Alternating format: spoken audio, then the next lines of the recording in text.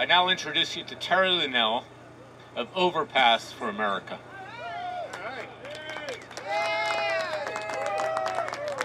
Well, I think probably a lot of you guys all know me as Mama Bear. That's my nickname because I'm a bit of a mama bear when it comes to things. Overpasses is absolutely a fantastic group because it bypasses the media. And what we need is the media to go. We need to stop these government grants to our medias and to our schools and to everywhere else that we're doing it right now. And I also want to talk to you about the NSA, and how they're spying on us and how they're watching us. I was here in DC back on 9/9 and it was pretty bad. And I want to briefly tell you how bad it was. They're not only watching us, they're watching us on Facebook, they're watching us on Twitter. That is against the Constitution. They're not supposed to be gathering information about us like that. We have a right to privacy.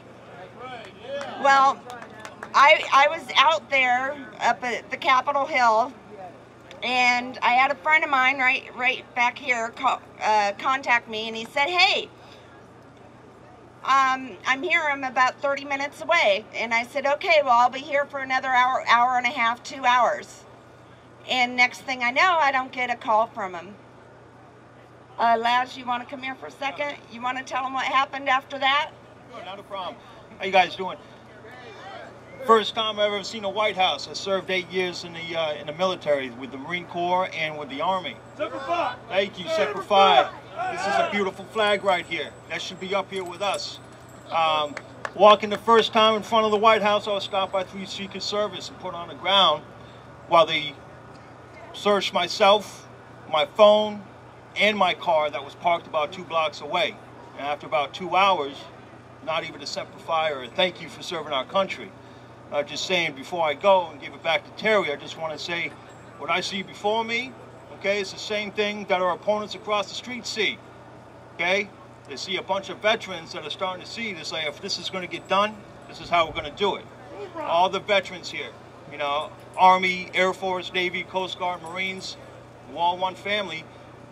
I'd say this is progress. We need to keep pushing forward. We need to spread the word. More veterans need to come with us, and we need to organize. That's how it's going to get done. Semper Fi. Now, that was how we didn't meet last time. We didn't even get to meet. He went home. He was told to go home after that. Okay, I got home, and when I got home, I found out that the helicopter that was going by my house a couple times a day was no longer there. They were watching me before I even made it to DC, and I live in California. I thought I was the last person to get here, you know, the farthest away from California. There's a guy here with the blue flag. He came from Alaska, so I guess I don't hold that record today. I want to talk to you really briefly about some laws. And there are some laws a lot of people don't understand. It's Title V, U.S. Code 7311. An individual may not hold a position in the government of the United States if he advocates the overthrow of our constitutional form of government. The government we have right now has nothing to do with the Constitution. Our Congress is just totally ignoring it. They're shredding it. And we have a duty as Americans to overthrow an unconstitutional form of government. And that's what we need to start doing. Now, the intimidation factor on us means that you guys are vets, you guys are bikers. You don't stand down to nobody. Yeah, that's who's out here now. And that's what we need, because I don't like getting searched. I know Laz doesn't like getting searched. We don't like getting followed. We don't like any of this. And this has got to go. Now, in Title 18 of U.S. Code 1918, whoever violates Section 7311 may not accept or hold a position of the government in the U.S. or the District of Columbia. Well, okay. I think they're all holding the positions. I know probably about 535 plus the president, 536 are in violation of this. Maybe we have 5 good ones, so let's go 530. Okay, now there's another court case that's really important to know, and that's Cooper versus Aaron, 1958. No legislature or executive or judicial officer can war against the Constitution without violating his oath. Well, we need to go and realize that we've all taken oaths of office.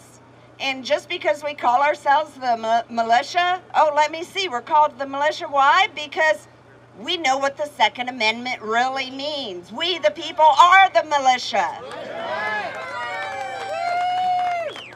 Now, there's some things going on, and if the judges on the Cooper versus Aaron, if the judges are no longer allowed to rule against the Constitution, if that's considered treason, if that's considered a war on the Constitution, then what's a vote?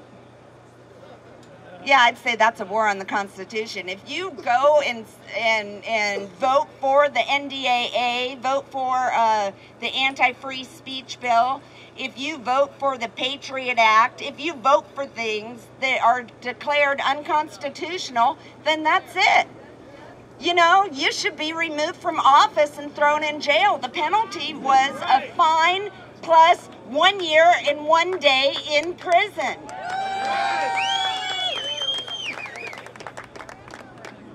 Now, there's one more thing I want to point out real quick to you, and that's called the Origination Clause.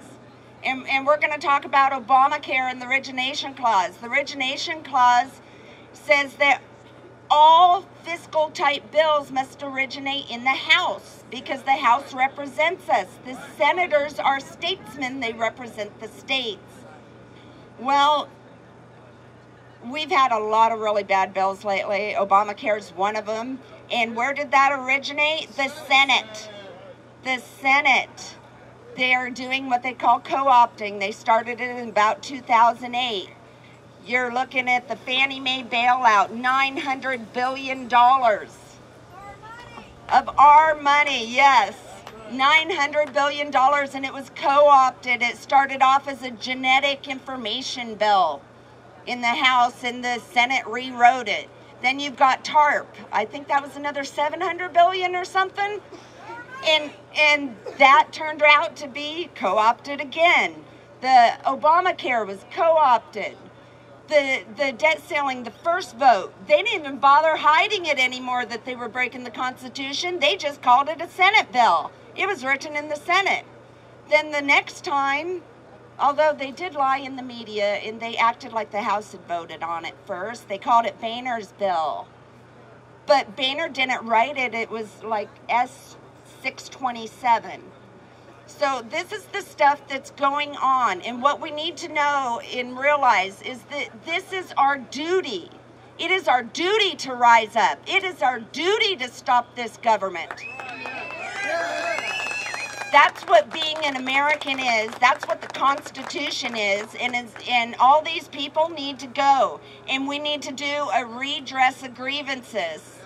We need to go and say we want to speak inside Congress with them sitting in their seats with their cell phones shut off and their laptops shut down, and they need to listen to us. Then they need to do 3 things. We need 2 amendments. Okay, the first amendment would be no more campaign contributions. It's opening up the door to bribery. The second amendment we need to do is free state voter ID cards.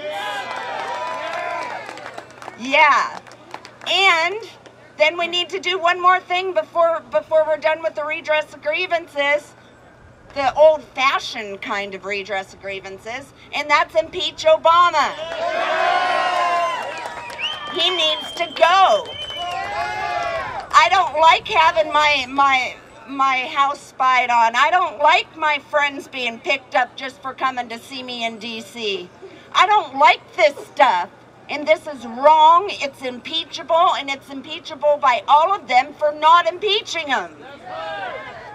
Thank you very much, and please go home to your home states and join overpasses.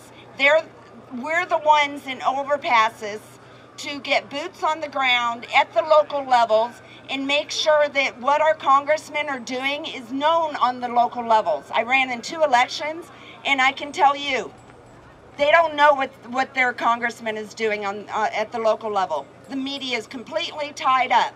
Overpasses bypasses the media. Join them. Get boots on the ground, and don't let up.